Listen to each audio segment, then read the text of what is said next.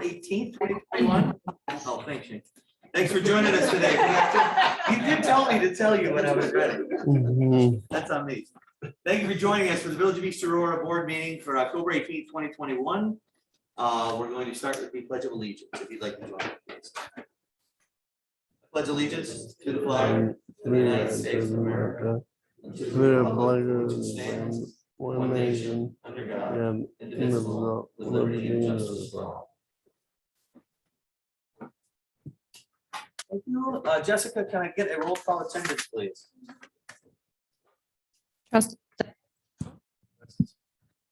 Here. Here. Is this working? Okay, it's working. Here. Trustee Cameron.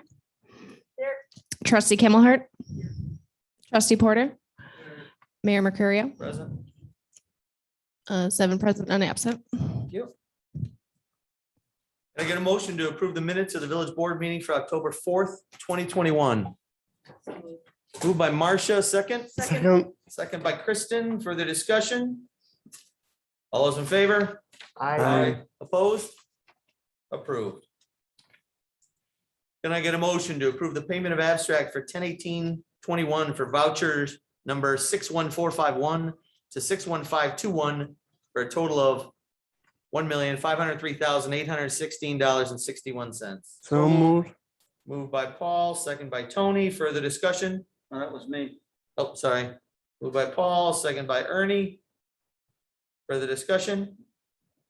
All those in favor? Aye. Opposed?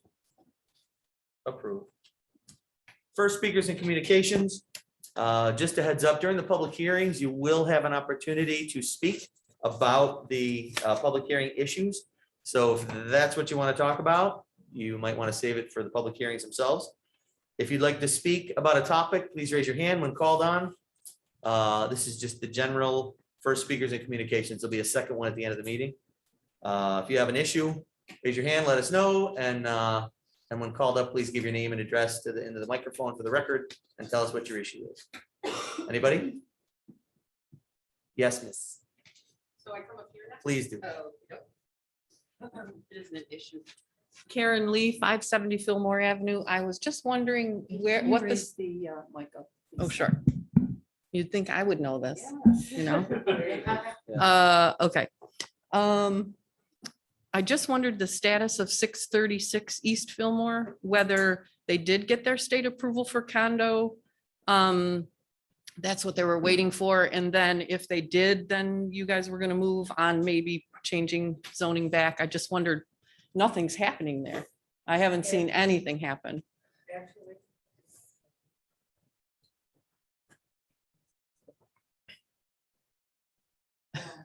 So some evidence that we have seen is that the applicant might want to go back to the original proposal that they still have approved. Right.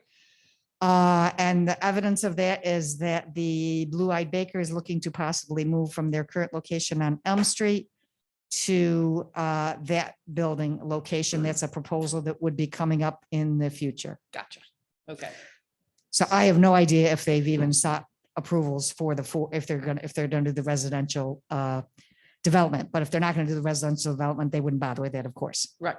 Okay. All right. Thanks so much. All right, anyone else? All right, moving on to public hearings. Can I get a motion to open a public hearing 3A for the local law proposed for the village to opt out of having retail dispensaries selling cannabis within the village limits at 6:06 p.m. So moved. Moved by Marcia, second. Second by Tony. Further discussion? All those in favor? Aye. Opposed? All right, the public hearing is open. Kathy, do you just want to touch on this and then we'll see what kind of public input we have? Just a quick high level. Sure. We've been dealing with this for so long. It seems like everyone should know, but we shouldn't assume that, right, Mayor? So since the state passed the law legalizing cannabis in New York State, it is legal in a number of ways currently, as far as consumption, not in an organized place like is our second hearing, but also small quantities and a variety of things that I'm sure many people have read about in newspaper. If you haven't, you can always go online and check that out. The specific, there's one hearing and then after a second related one, after the first one that we're holding here, is that every municipality in New York State, if they want to have either retail dispensaries, basically a place where a marijuana can be sold, that that can happen within a local jurisdiction, in our case, like would be the village. Or you can have consumption lounges, which if you're familiar with people going to a bar to drink alcohol, would be going to a lounge to smoke cannabis.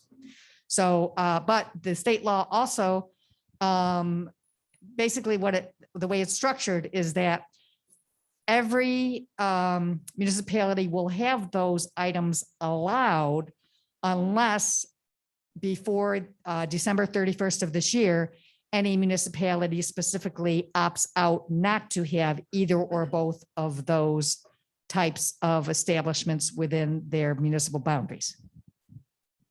Good. Thank you. All right, would anyone from the public like to speak on 3A? Clarification, we're distinguishing between dispensaries and consumption. Right. Two separate topics. Right, 3A is the dispensaries. Would anyone like to come speak about us discussing the village opting out of having retail dispensaries for cannabis? Miss on the left there, on my left, Mrs. Ashman. This is awkward. Elizabeth Ashman, 54 Whaley Avenue, East Aurora. I think we should opt out. We don't know all the rules and regulations. We don't know all the pros and cons. It seems better to opt out, see what is going to happen, see how it works out in other areas before we decide to do this.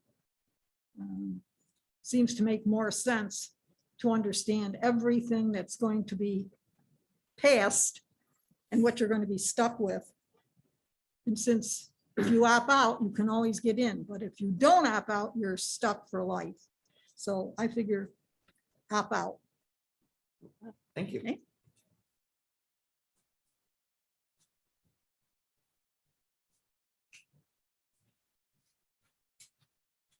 Karen Lee, 570 Fillmore Avenue. I did write an email into the village, but there was one thing that I didn't include, and I just wanted to bring that up, is that I think it's important to realize, and Liz, you can weigh in on this, but at this time, we don't have any sort of local ordinances or anything in our code at all to give any type of regulation, and opting out at this time would give us the time to really look at it and decide if it is, if it does work out great in other places, or then, we could get some type of a little bit of, I don't like to say control, but I mean, some kind of regulation in place in our code to deal with maybe where they could be, how, just all the things that would go along with that.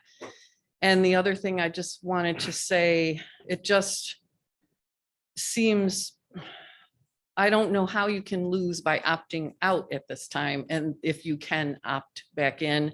And again, I don't know if the public is really aware that this is not a huge moneymaker. This is, modest at best, and that it would be split between the town and the village if there were any. And with the chief's concerns about, maybe needing more police presence, or, police involvement, it may not even be a very lucrative financial situation at all, which is why I think it would be good to wait and see how it plays out in other communities. And if we can always opt back in, I just think that it would be prudent right now to do that.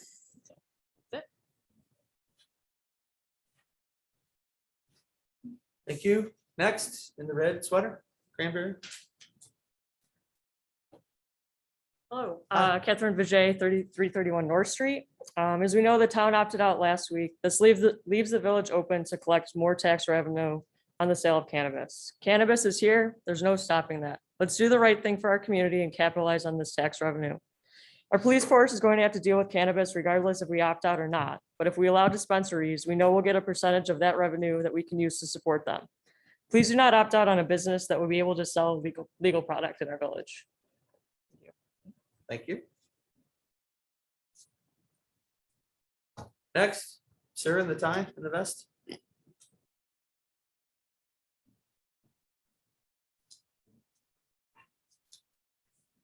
Good evening. My name is Carlos Santos. I'm at 182 Oakwood Avenue. I am for the opt-in, against the opt-out. I hear the concerns of the board, and last week too, that there's a lot of uncertainty about what they're going, the process. We're not the first state to legalize. We're the 15th, 16th. Colorado's been legalized for 7 years. They have a process already in place. Nothing is going to really depart from that. So as far as concern about, last week, the concern was, they said, we don't know what the process is. It's pretty much been in stone, for every other state. The concerns, about, well, we can opt out, we can always opt in later. I hear that, but what people are missing is the foothold of a new market. You're depriving any citizen of the town or village who wants that, the money that they will make once the market opens compared to 2 years down the road, it's night and day. It's not even close. And if we do want to open up within, a year or two, that's fine. But we don't even know if the state will have licenses available then. And it's going to be a very limited number of licenses. They've stated that. And if the town wants to opt out, that's fine. But other municipalities will not. Hamburg, Orchard Park. Citizens will just drive there, spend the money, let the money go to those towns, and then drive back in with cannabis to the town. The law right now, you can have up to 5 pounds in your house. So even if the town opts out, an illicit market will pop up. People will be selling out of their houses, things like that. The town is just depriving themselves of money. And I hear we can opt out, always opt back in. There's also an investment factor where people aren't going to want to put money if they think that it's opted out. It's a year-long plan to open a dispensary. So there's many factors that, while opting out and opting back in is always an option, you deprive your citizens of just money from businesses, money for the taxes and things like that. So thank you. Thank you, Mr. Santos. Anyone else? Miss? I'm probably the right height for this. My name is Sue Galbraith, 267 Oakwood Avenue. I went to the town meeting last week and I'm coming to this one. I'm not an eloquent speaker, but I'm just going to share with you my views. I'm currently a medical marijuana user. Different medical reasons, migraine headaches, bad back, and some other issues. So I currently now, I have to drive into the city, go to a dispensary there and drive home. And no, I know people get worked up on this, but I don't go there and, as soon as I get it, I'm not like out in the car smoking it down or anything. And I feel that people are very afraid of this because it's something new.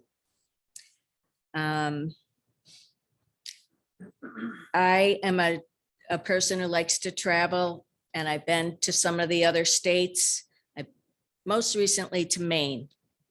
And I think Carlos mentioned, there are a lot of other states that are already doing this for many years. We're talking opt-in, opt-out. Oh, we don't know what we don't know. There is precedent set with these other states and how well they're doing. In Maine, it's very organized. they don't let a mob of people in. It's not like that. You go in, sometimes you can even make an appointment, especially with COVID lately. You can make an appointment, you can talk to someone about it, discuss with them what you're looking for. And then you pay and you leave. It's not like Reefer Madness. It's not a den of crazy hippies smoking down. It's not like that. It's just a store. It's a store. It's nothing more than that. And I know there's a stigma around marijuana, but there's a lot known about marijuana already. It has been around for a very long time. It's a natural product. Let's see. And I just want to mention, currently, East Aurora is a destination. People come to East Aurora. We're lucky they come to East Aurora. We're trying to keep our restaurants and everything else open. This is another example of a way that we can have money coming in. I mean, people come here, they have lunch, they could stop by the dispensary, pick up what they needed. They could go shopping up and down Main Street. They could go to the movies. To me, it's a win-win, and I say opt in. Thank you. Thank you, Ms. Gilbert.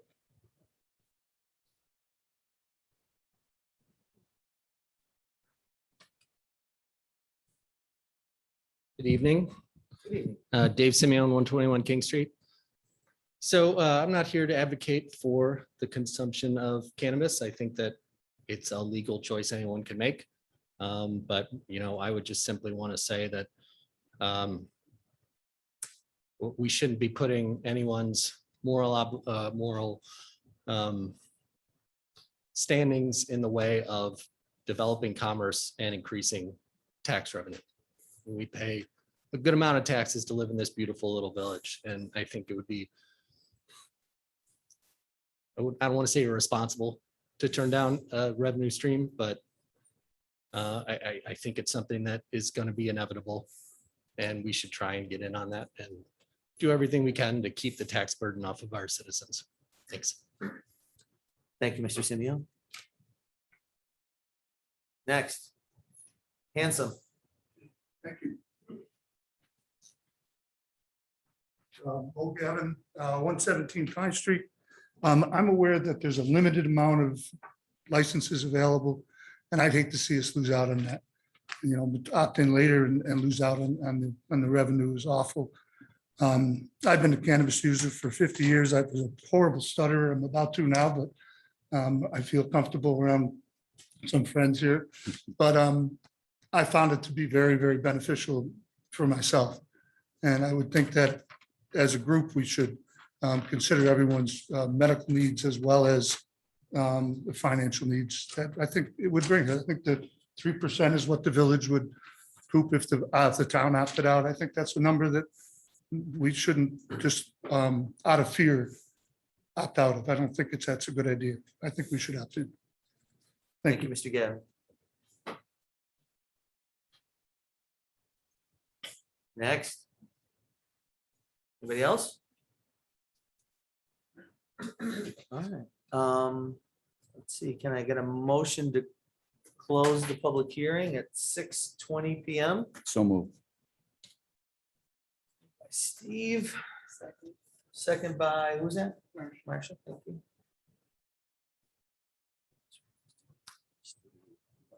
Further discussion?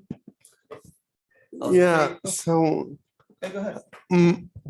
Kathy, I sent you that article on Elmira, and that I'm not understanding your response. And I've also heard today about a similar thing that's happening in Chickamauga. But could you touch more on that? Hey, Paul, I did send an email out later today, so not just a couple hours ago, so you Okay. you may not have seen it. Answering your question about Cheektowaga, the lieutenant from the Cheektowaga Department only, like, just before I sent you the email, had called and returned my call so I could get the information.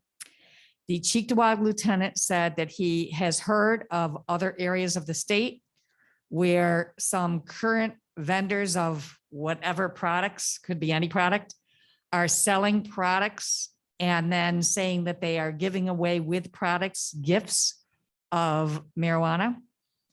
And that there was the article in the Elmira paper, and the Elmira Police Department confirmed that that is going on at least in one location in Elmira.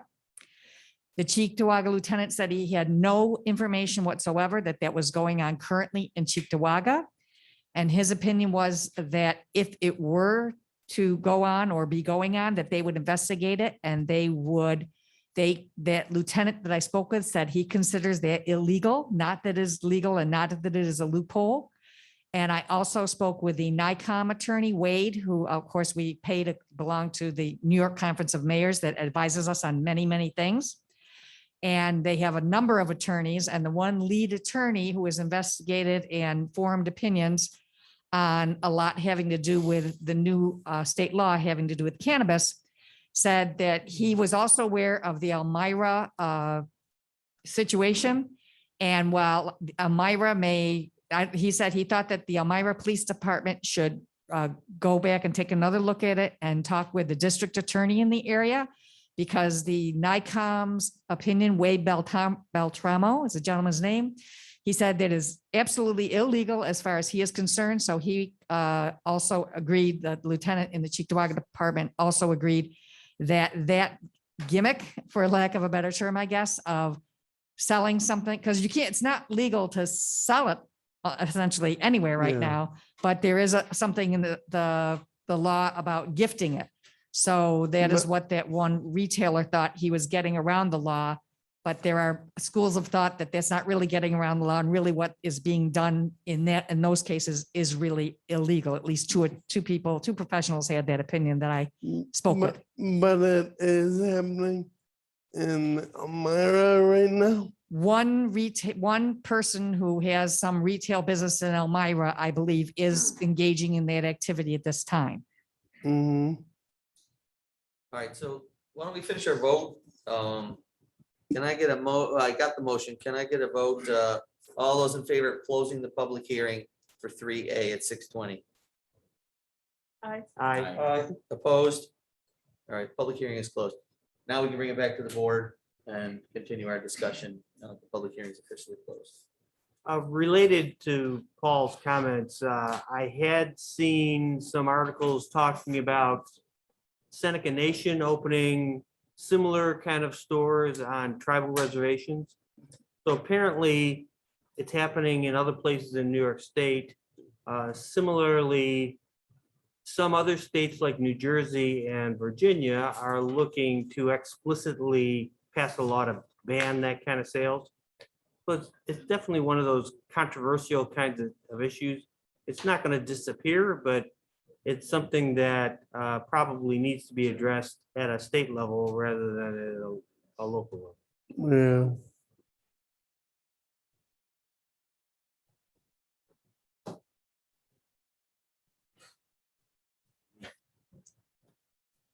Mayor Mercurio. All right, yes. I think I should make a comment about the limiting, and the board can weigh it for whatever it's worth. I know that many people have said that they're concerned that if the board opts out now, that the number of licenses that will be issued for facilities will be limited. And I know that everybody's read like probably many, many different things from different sources. But the source that I was looking at is the state law and the section concerning the Cannabis Control Board that will be promulgating a number of details as far as how all of this will work. When we say we don't know what certain things will be, there are a number of things are still to be decided by the Cannabis Control Board according to the state law. And right at the outset, the state law says that the Cannabis Control Board will decide if they will limit or will not limit licenses for all kinds of items related to cannabis. That would include probably growing facilities, which we're not talking about here, but it certainly would also include the two things that we're talking about, the retail dispensaries and consumption lounges. So I don't know that it is wholly factual that I know it's been said and a lot of people have read it, but I don't believe it's settled yet that there will be, to what number the licenses will be limited. So I just wanted to say that is in the law. To your broader point, they'll be adding and changing regulations as they go. They will be doing all of that as they meet and as they decide to put in more details than what is in the law that was adopted by the legislature, correct? All right, back to the board. We've gotten a good 15 emails pro and 15 emails against, give or take. We heard a mix from the residents. Obviously, people feel strongly one way or another on this. I know the town got some mixed feedback and had a mixed vote when they opted on it. They voted on theirs as well. What are your thoughts? I mean, Ernie, you said that you were saying that the dispensary licenses, did you know? You said it was pretty significant. I think it's a $200,000. It's $10,000 non-refundable application fee. And then I looked it up earlier today, it's $200,000 for the license. And I believe you have to pay it again after a certain number of years. It doesn't just. How are they gonna make that money? I have no idea. That's a, just a number of question marks. Like if dozens of dispensaries open up in Western New York, they're all gonna pay 200,000? Well, I think there's more think- than a dozen liquor stores out there, and Yeah. I think that just Yeah, I think the demand is fairly equal, to be honest, and but are they paying a $200,000 fee to open? Well, that's why I No, don't and understand why the that's- fee would be so high. I know that liquor stores don't pay a fee that side. It basically, it means mom and pop, there won't be mom and pop dispensaries. It'll be huge cannabis retailers that will move in. It would discourage a retailer of cannabis coming into a town like East Store because we don't have the population. Means that there's gonna be on Walden Avenue or Cheektowaga, or it'll be in Niagara Falls Boulevard or someplace out of Transfer Road or Seneca. It won't be, but that's the other thing. So a lot of what people said in the emails was allow dispensaries so that local people can open a business and take advantage of this as well as the tax income.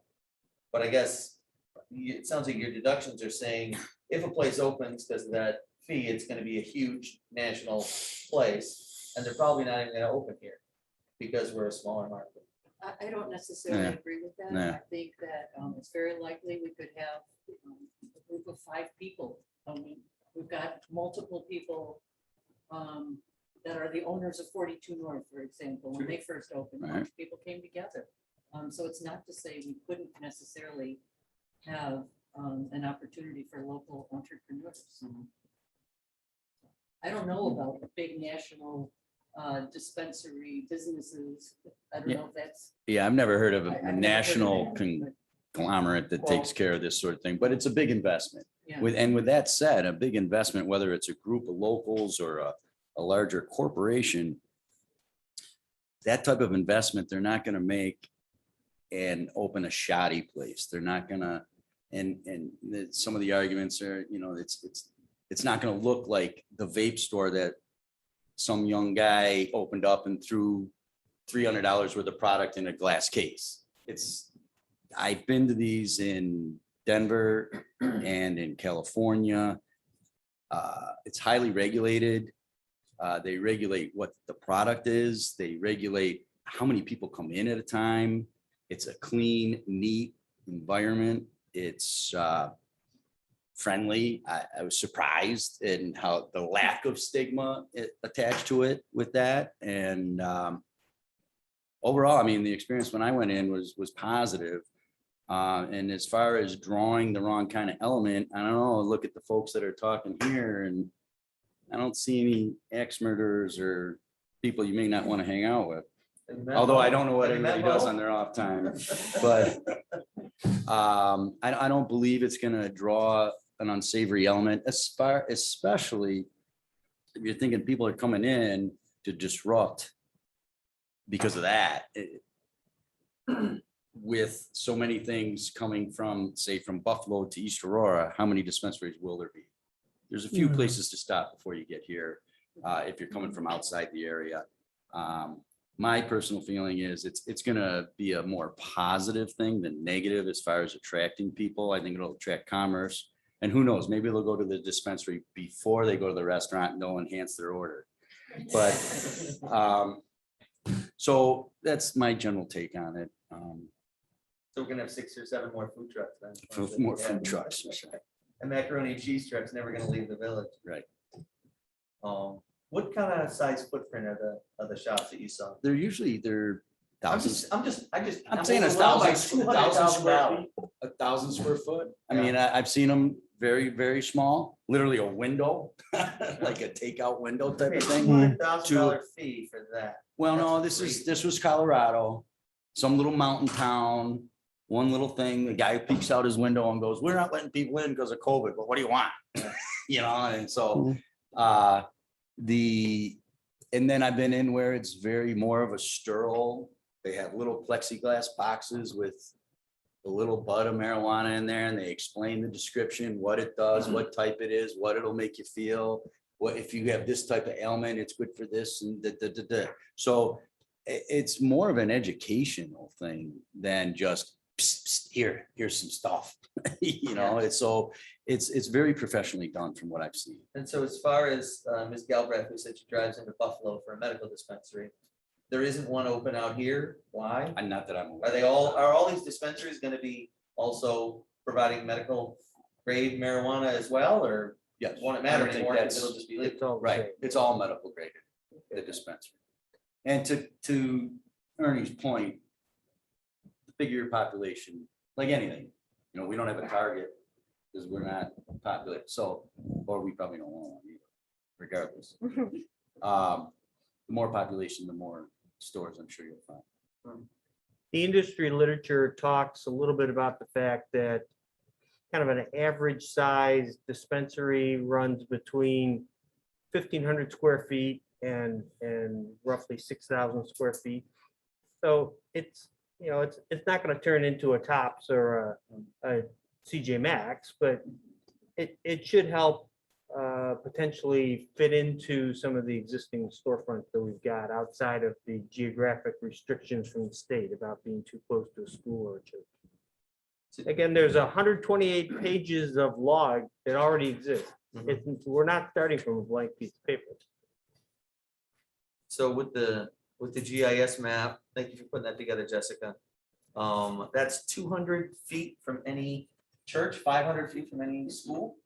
It would Is be it the the- same as any bar or liquor store. Is it the building or is it the property, like the property line?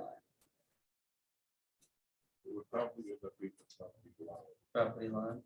It's no different than if you wanted to open a bar Right. and you couldn't do it across Across the the middle street. school. Remember the guy wanted to put it in over across the street and realized it was too close. Same thing. That limits certain areas on where they could go up. So well, we have a lot of churches, so that a lot of places to worship. So that narrows down their options considerably. It really does. I mean, if we look at it as a retail business, it seems like as far as zoning, it could be anywhere we allow retail as long as it doesn't contradict the restriction for schools and places of worship. So zoning wise, Liz, you don't think we'd have to make big changes? And if we, I guess before you answer that, can we change our zoning after we opt in? I think one of your emails said we could, right? In 6 months or now, something we could say, aha, they changed the regulations. So we're exposed in this way that we don't like, let's change our zoning. We can do it later. All right. Yes, you can add additional parameters, my understanding based upon some reading that I've done. In addition to the school and the church, there's also places that have talked about setting a distance from places where families and children gather, like the rink, things like that. And you'll be able to regulate signage, visibility through the windows, you know, things like that. So those are just some of the things that you would additionally be able to regulate in the zoning code, similar to like the adult uses and the very specific code requirements that we have for those. How are the signs and advertising, Steve, with the ones you saw? Very subdued. Is it? Yeah, there was, when I was in Colorado, there must have been one and its logo was just a green cross, like a red cross, but green. Wasn't like a big Joe Camel like they used to Yeah. have to get the kids to smoke cigarettes. Exactly. No, it was very, very subdued and it was just, I think they called it Bliss or something, and it would just say Bliss with the big green cross and very, like I said, subdued, not in your face. And Liz, we can regulate that as we see fit. In Canada, they have dispensaries that are chains. too. They have, up in Canada, it's become like a bigger, I think this Bliss one was a chain. it's a chain, that's what I'm talking about. with Denver The cannabis, that's probably what's gonna happen eventually. Sure. Because it'll be like Starbucks or Spot Coffee or, Right. you know, they become a chain. It seems like that's, you know, a lot of the marijuana stocks, that's kind of, you know, some of the, that's a component of what they try to do, is create a brand. You're saying like a franchise. Yeah, something that you- it's pretty common in Canada now that they have, you know, chain that's nationally recognized, like you would know what you're getting when you go there because it's, you know, they have that product.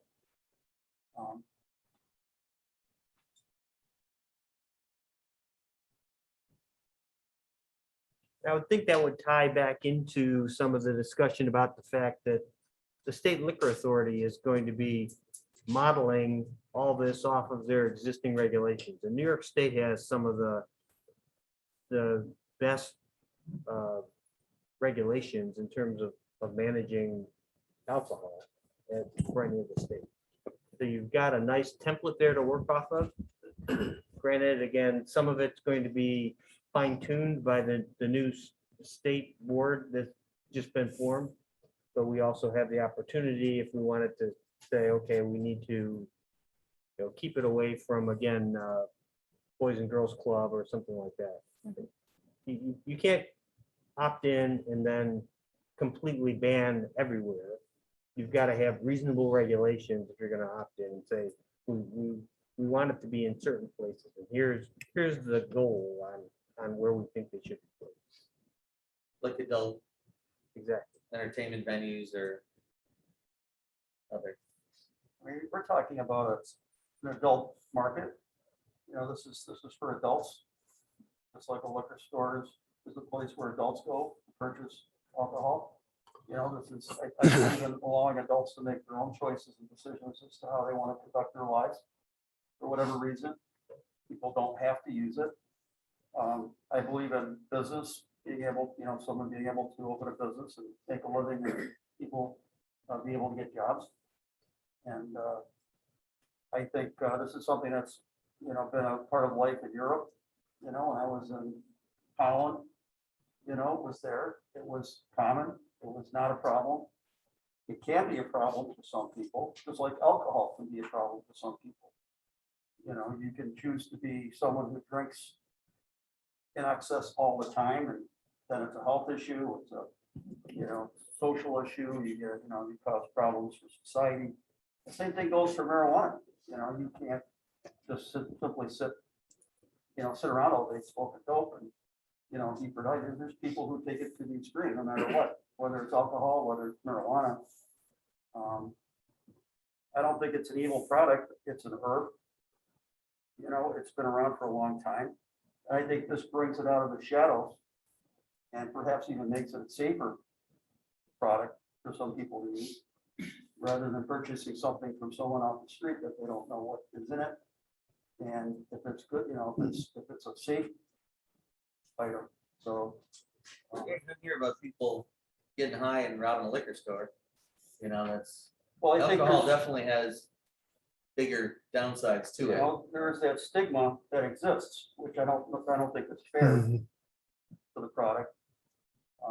And I believe that this is the libertarian in me. I believe in adults being able to make their own choices and having a safe option if they choose to use it. And then hopefully they, just like somebody going into a liquor store and buying a bottle of Jack Daniels, you hope they don't go sit in their car and down half the Jack Daniels bottle and then try to drive somewhere. You would hope people would have the sense to not do that. Obviously, you're going to have people just like with alcohol. You're going to have people make bad choices. And marijuana, obviously, you'll have the same issue. People making bad choices and, but I would think most adults would make the correct choice as to how to use the product.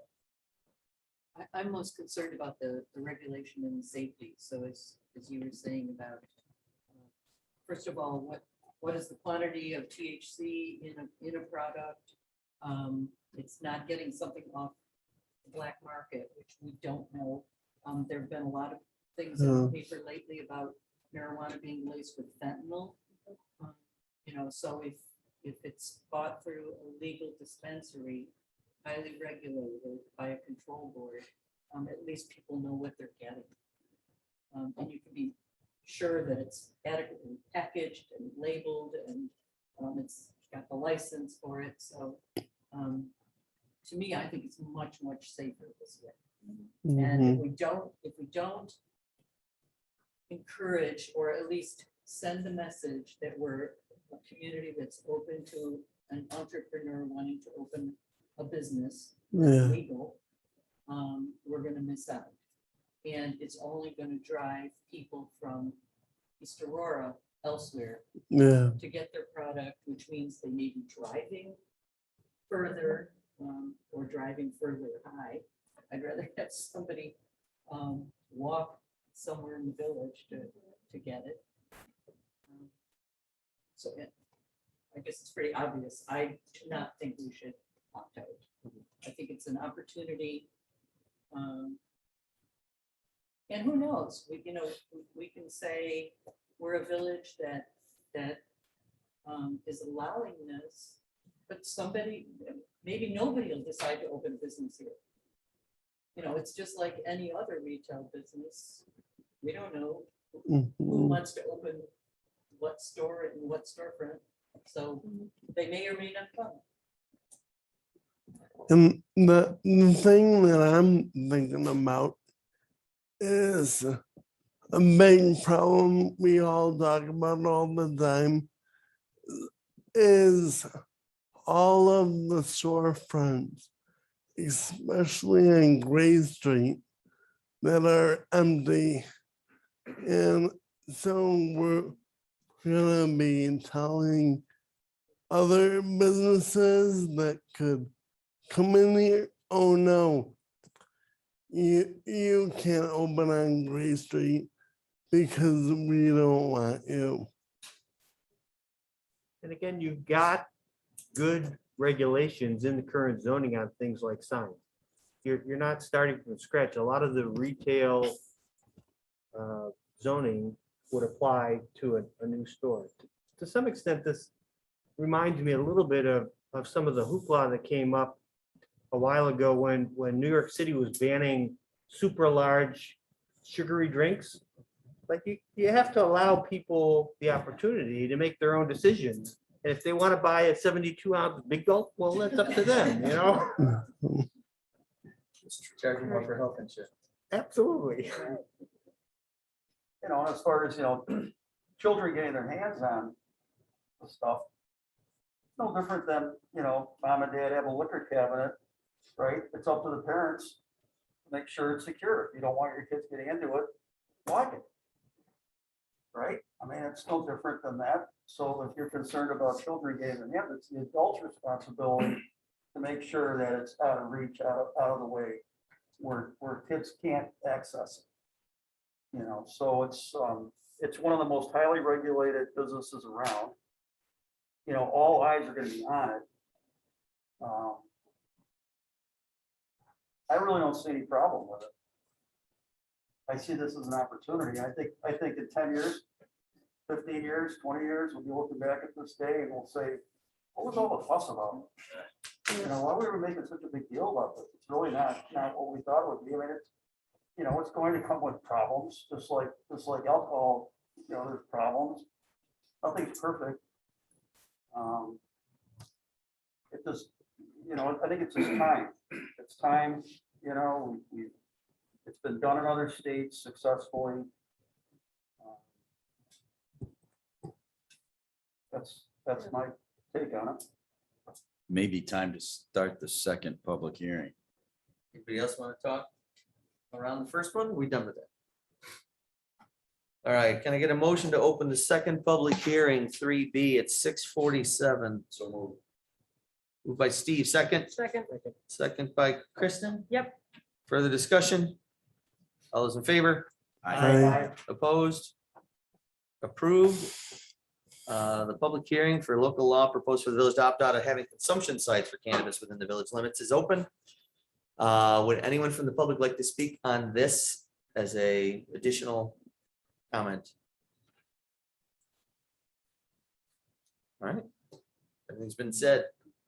We get a motion to close the public hearing at 6:48. So moved. Steve, second.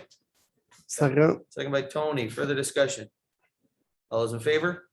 Aye. Opposed? Public hearing is closed. Bringing it back to the board. So this is a different issue, although very similar.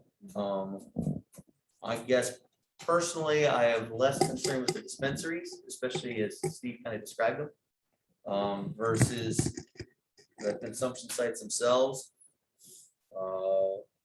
One of the things I'm concerned about is that it may affect the character itself of the village. Right now, East Aurora is already a big tourist destination. And I almost don't want to give people another reason to come in here and get lit and wander around or maybe drive through town in that condition, which is one of the things that makes me lean towards waiting a year and seeing how all the rules and regulations shake out, as well as the effects on other communities. But that's just me. Now, the opting in and out, these are by New York state law, two separate issues that we are, okay. I share some of your concerns, Mayor. And also if I, there was an awful lot of comments that came in very, very late today. But it seemed that most of those were referencing a marijuana bar. So my interpretation of that is that that was more dealing with the consumption site than with a dispensary. Maybe that's not an accurate assumption, but so Now, is, yeah, the dispensary feels like people would come, make their purchase and leave, just like any retail establishment. The consumption site, I mean, I guess it just seems like if people are going to smoke or ingest, they're going to do that. Well, first of all, if they're smoking or vaping, they could only do that where it's allowed already. And since we don't really, I guess, we seem to, many of us have more experience with what a dispensary is than what is a consumption site. So that to me is a much more unknown thing, so maybe it would make sense to wait. I don't know. I mean, I'm sort of ambivalent on the whole thing. I don't know what it is. I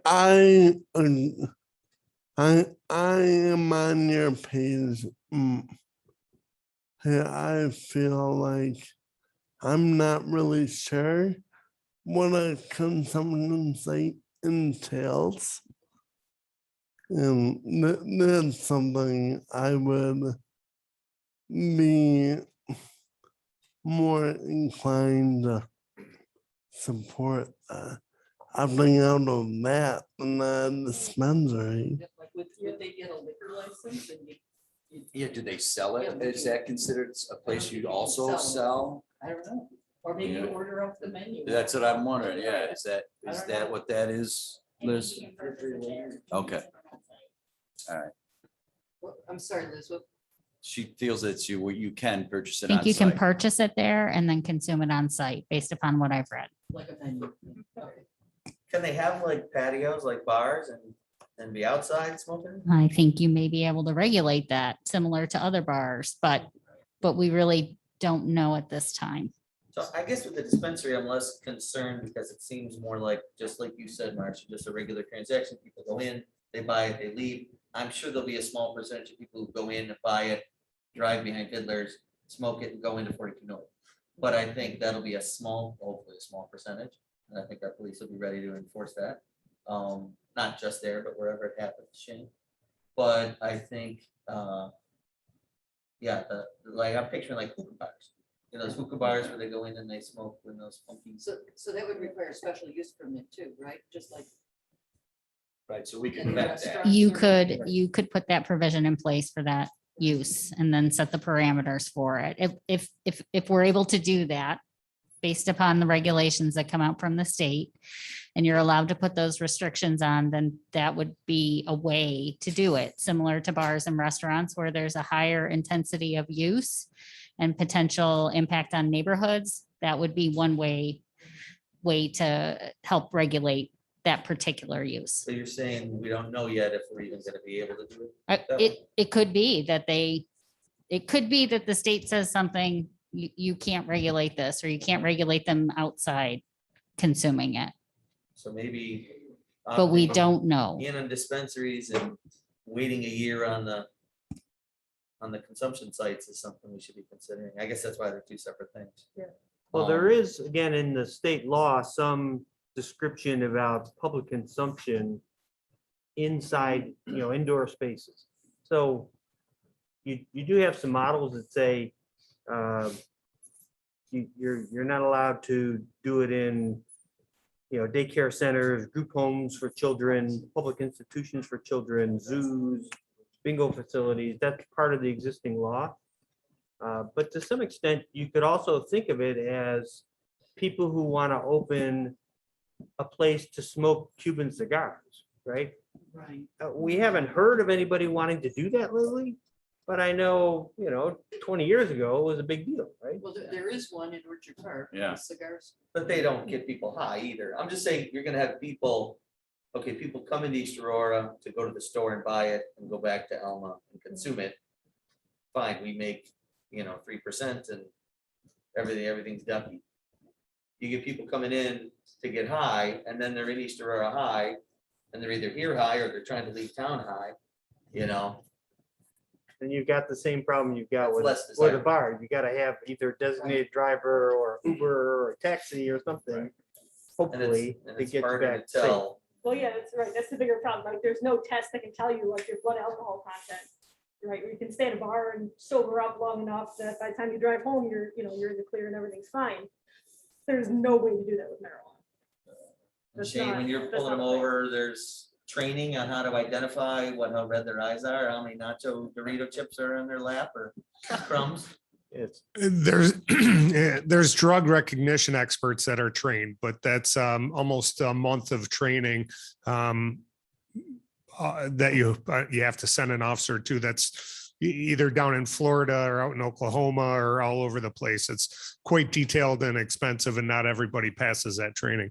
I just want to add to that point while we're still talking about, what's legal to pull them over? You know what I mean? Like, if you smell pot in their car. No, you can't use that to determine anything at this point.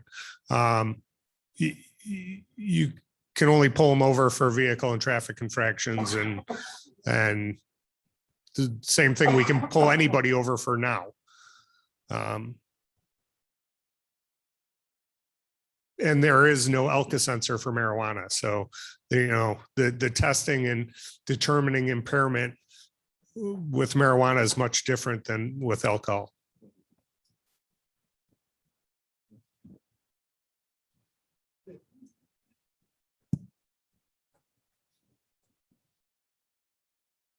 Any other comment from the board? I just have one other clarification, Mayor, for you. You just mentioned the 3% and the revenue has been brought up here tonight. And currently, the town is opted out And the village board still needs to make its decision on both of these items, opting out or opting in. But just as everyone has said here, at any point in the future, the town could change its mind, or the town board could collectively decide differently and opt in. And at that point, we would be obligated to share 50-50 with the town, the revenue that we take in the village for either of these activities. So, you know, Thank you. Is it truly 50-50 or is it a negotiable percentage? it is something that it says you can negotiate, but it also says if you can't come to an agreement on negotiation, then it ends up being 50-50. So So if we say we want it to be 80-20 and they go, we want 50-50 and we don't agree. they We're get stuck. 50-50. It's just gonna be 50-50, because anybody could then disagree. Like, Well, it just seems Right, like it'd be if crazy if not it to. was, if it was located in the village, We're gonna bear more of the burden. should get more. The betting line is it'll wind up at 50-50. They're not gonna say. We all here on the village board agree with you, Mike. But at least in the beginning, we would get it all, right? Because by the time any of these actually are up and running, Yeah. it is very possible that at the outset, that by then the town could be opted in. So right at the outset, you could be sharing 50-50. Okay. It's a possibility. Okay, just to clarify that, so they would have to have, I mean, they could opt in and we could opt in, but if they didn't, and if nobody opened up a dispensary in the town, but they did in the village, they would still get 50%. The way the law is written is Yes. villages must share with the towns, but towns outside villages are not obligated to share with villages.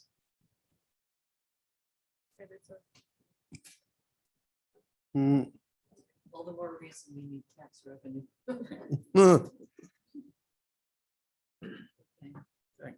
Right, any other discussion?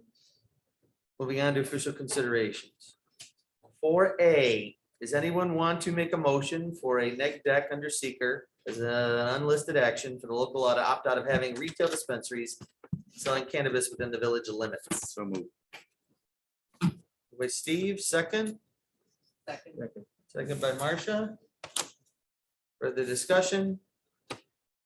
Well, technically, whether it's opt in or opt out, either way, there shouldn't be any environmental Seeker. impact. So I don't know if we need to fine tune the language of the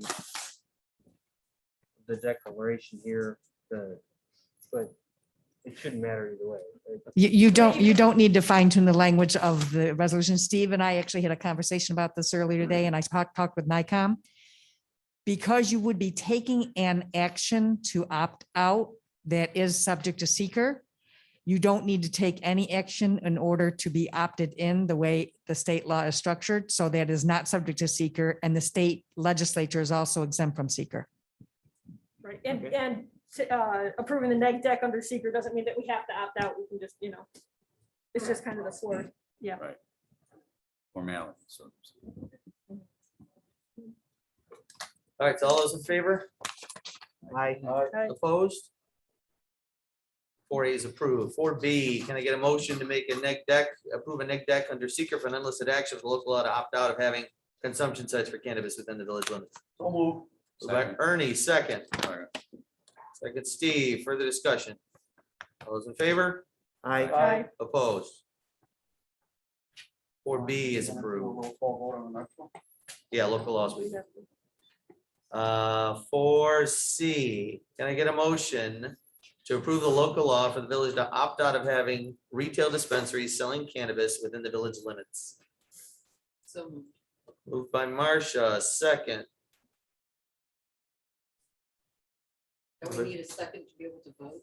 Second. Can that be reworded? Second by Ernie. You could potentially reword it You to could. talk about opt in instead of opt out. Because So it's that still you don't have valid. double negative. No, we automatically opt in. All right. This is just for going on the record for the vote. So if we're opting in, you vote no. And if- Correct. If you want us to opt out, you vote yes. Correct. Right. There you go.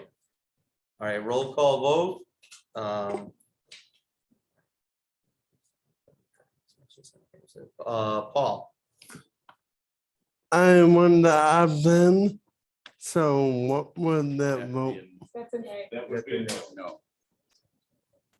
That would be a no? Okay, no. Marcia, Nay. Kristen, Nay. Ernie, Nay. Tony, Nay. and Steve. Nay. And I am a nay.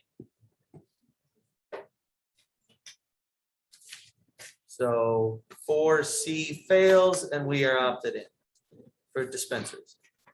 4D. Can I get a motion to approve the local law for the village to opt out of having consumption sites for cannabis within the village limits? So moved. Moved by Kristen, second by Steve. Further discussion? Everybody same thing? Everybody understands how it works? All right. All right. Paul, No. so no. You want to opt in for consumption site. Correct is what you're saying? Yeah, I want to opt in. Opt in. Marcia, Nay. Kristen, Nay. Ernie, Nay. Tony, Nay. Steve, Nay. and I'm an I. Feel very lonely. An I. Yeah. I see the letter I. I do want to opt out of consumption sites. All right, motion passes, motion fails. We are not opting out of having consumption sites in the village. For E, can I get a motion to refer to the planning commission for the November 9th meeting, the special use permit for the Poke Yoke Restaurant opening in a new location at 227 Main Street? So moved. So moved. Moved by Steve, second by Paul. For the discussion. Those in favor? Aye. Opposed? Approved. 4F, public hearing for the village board for the November 15th meeting to consider the special use permit for the Poke Yoke at 227 Main Street, contingent on receiving a recommendation from the planning commission. So moved. Moved by, is it Tony? Steve. Steve. Second. Second by Tony. These plastic shields really mess with my aesthetics, I have to say. All right, all those in favor? Aye. Aye. Opposed? 4F's approved. 4G. I get a motion to authorize the mayor to sign a new parking lease with 95 NYRPT LLC Benderson for property at 42 Riley Street, SBL 165.17-6-1.1. Moved by Steve, Second. second by Marcia. Further discussion. I just want to bring this up to, I don't know whether it's Shane or Matt, but the last couple of times I've been in that parking lot, there has not been one light that's working. So it's pitch black back there, like a street light. Yeah. Yeah, those are responsible. Who's Benderson's? Do you think he knows about this? Yes. I mean, it's really unsafe back there. It's bad. So is there anything we can do? I mean, yeah, can we make them do it or just remind them that they're liable if someone falls back there in the dark and they're gonna get sued, so they should turn the lights on. Part of their permit to have that light? Well, once it is with the lease, we would be responsible for the lighting. Actually, As long as they're without the lease, they are. can we go to the lease on the? I thought the lease refers to the writing, to the lighting. If it is a responsibility of Benderson, I can talk to Eric Raccoon, who's my main contact there at Benderson about it. Who have you spoken to, Matthew? Okay, well, I can definitely talk to somebody higher up than that without any problem. I just want to see something on here. Is that Rich McCoon or Eric. Eric Raccoon.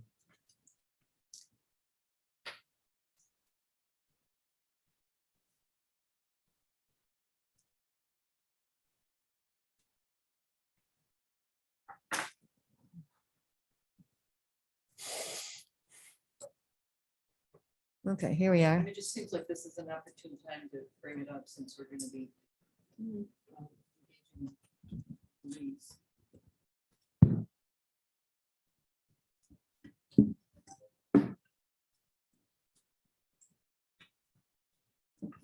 The grantor, which is Benderson, shall maintain such light standards and lights in and on said parking lot as are presently existing on the parking lot as of the date of this agreement.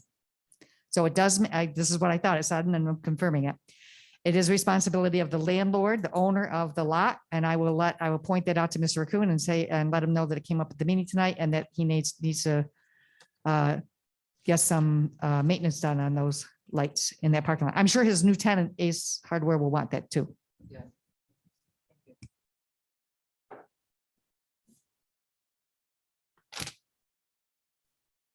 So did we come up with an agreement on how to take care of the parking in front of the hardware store? I thought there was some disagreement between how many spaces would be reserved.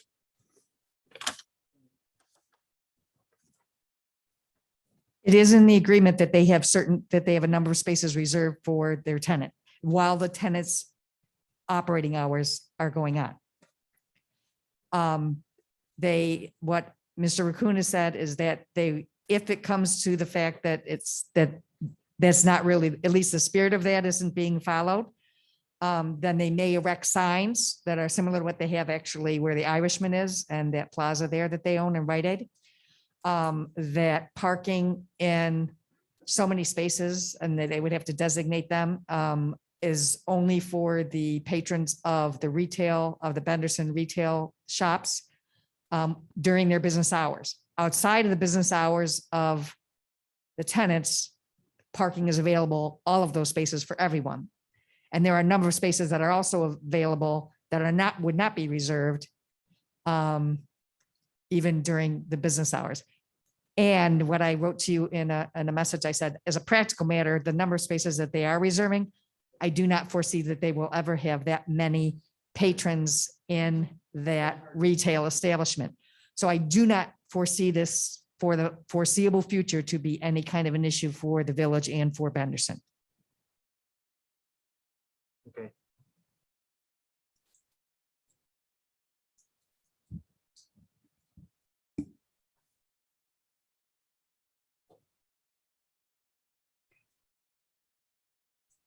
We're all done talking about the parking lease? We haven't voted on it though, right? Right. All those in favor? Aye. Opposed? 4H, can I get a motion to adopt the New York State Unified Solar Permit Process? So moved. Moved by Kristen, second by Marcia. Further discussion? All those in favor? Aye. Opposed? Approved. Can I get a motion to set a public hearing on November 15th to amend the village code, section 177, parks prohibiting smoking of any kind in village parks? Moved by Marcia, second. Second. Second by Tony. Further discussion? All those in favor? Aye. Opposed? Approved. No new business. Second, speakers and communications. Anyone in the audience have a topic they'd like to discuss? Raise your hand, and when called on, please approach the table, the microphone, and state your name and address for the record, and tell us what's on your mind. Anyone? Looking at you four. Are you good? All right. All right, department head report. Shane. The only thing I have is I just got word from County Civil Service that the new lieutenants and detectives exams results are out. So we've been waiting for those. We have empty lieutenant's position and detective's position that we've been waiting for the results to come out to fill. So I'll have at least a lieutenant's position probably in front of you in 2 weeks. So as soon as we can get it going and pick a officer to put in front of you. And that's it. Thank you, Shane. Matt? We recently, this week, we started picking up leaves and we'll continue to do so through Thanksgiving time or weather permitting. If it snows early, we'll try and get them as much picked up as we can. That's about it. Matt? Liz? Nada? That's it. Jessica? Your chance with the microphone. No? Working, there we go. Hmm.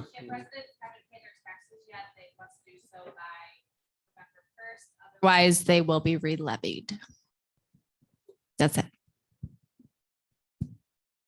Thank you, Jessica. Gabby? So follow up on a couple of things. I did send out both bike letters, worked on them with Matt as directed to the state and the county. And I did get responses from both. I actually didn't get a chance to return a call to the New York State DOT today. But I did also hear from the county, and I believe a person from the county has been assigned and may wind up having a meeting with the pedestrian bicycle board to talk about what potentially could happen on county roads. I think they were looking at something maybe going to Knox Park would be a county road section from the village. So there was that. And also on the Mill Road petition that we got having to do with that, we had a number of suggestions, and I did speak with one of the main people having to do with that lives in that area. And she said she knew that the safety committee wouldn't have any ability to do much of anything, but was hoping that all of that information could get to the county. So I did forward all of that again to the county and did already get an acknowledgement that they responded, that they are aware of that. So we'll probably have some future conversations with the county. I think they're going to come out to look at what the county could potentially do there along Mill Road, because it is essentially just underlying it's a county road. So anything that would potentially happen there would have to be done by the county, or at least agreed to by the county if we were given permission to do something on the road there. Like, I think one of the main issues was clearing up a conflict with town signage and village signage and speed limits. Do I have that correct? Okay, so that could possibly be taken. So that was followed up on. So big congratulations to Vidlers in town, our business. Some of you might have gotten the email already or heard about it, that they were selected as it was a competition, but I thought it was different categories, but they came out on top of all the other businesses in their category for a multi-generation business that is being recognized by Buffalo Business First, the business publication for Buffalo.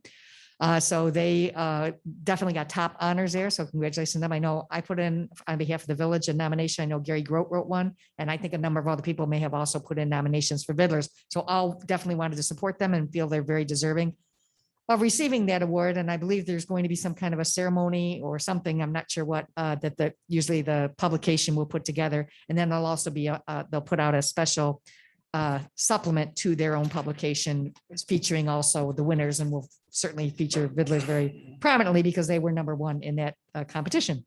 So congratulations to Vidlers and all the family members that have run that store for 91 years this year. And Floyd East is the gentleman's name. If Mayor, if you want to mention the item we were looking at downstairs earlier and about that as the gentleman. Who, yeah, was it Matt? Were you the one who was working with Floyd on that? Yeah, Jim Cortez from Floyd East Furniture, Roycroft Craftsman. Tell us about it. Great, beautiful. So we're referring to the old village hall had all of the previous, mayors used to be called presidents. So they are presidents. We affectionately refer to them as dead presidents because some of them are from a very long time ago. But the first person who ever served as a president in East Aurora through the current mayors, except you don't get hung up until you're not here anymore. So you're not there yet. It's a rule. I had to follow that rule in Webster, so you have to follow it here. It wasn't a nice enough frame, and it actually has a very beautiful carving on top with the title. And it wasn't a nice enough frame over at our old building, but for the new building, Maureen and Matt had coordinated to get this done by this local artisan that Matt had just mentioned. And it is knockout beautiful, and with lots of extra space for future mayors to be hung there.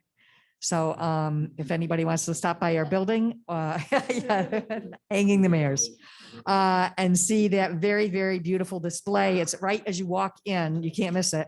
Our entrance, the village's entrance to the Village and Town building here, It's very, very beautiful, the new display, and we really thank the artisan for having done such a very nice job for the village. Trustees, Steve. Tony. One comment I got from a resident was that the Hamlin Park parking lot next to the home plate has a large collection of water, so they just wanted to make sure we didn't forget that we need to do something about improving the drainage there. So Matt, what do you think about that? We applied for a grant that includes that parking lot, right? Redoing that parking lot and the football building parking lot, but especially that one because of the drainage issues. But we don't hear about that until I think near the end of the year. Couple months, yeah. Yeah, a couple months. I mean, is there something we can do in the short term? Is there like a DI, drainage, DI, right? Drainage intake, DI?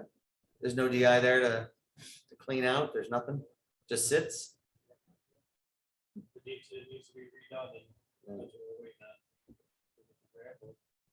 What I do, and if we don't, we'll have to budget for it for next summer. Is that something you connect to the storm sewers? There's no storm sewer to connect to in there. No. We got to run it To all the over road. street. Yeah. Yeah, that's, I mean, so you would just do like a French paint type of thing.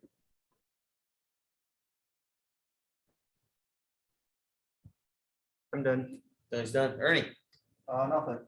Kristen, Go Bills. Bill, that's That's right. all. Yeah. Is it 8:20? I'm good. We moved the meeting up. Marcia I'm all set. and Paul. I'm all set, thank. I'd just like to remind everybody, COVID's still a thing. If you're not vaccinated, please go get vaccinated or encourage people to do it. It is easy to get a booster, so go get yourself a booster. And just continue to look out for each other. Thank you all for coming tonight. Can I get a motion to adjourn at 7:18 PM? So moved. Moved by Marcia, second by Paul. Further discussion? All those in favor? Aye. Opposed? Meeting is adjourned. Thanks again for coming.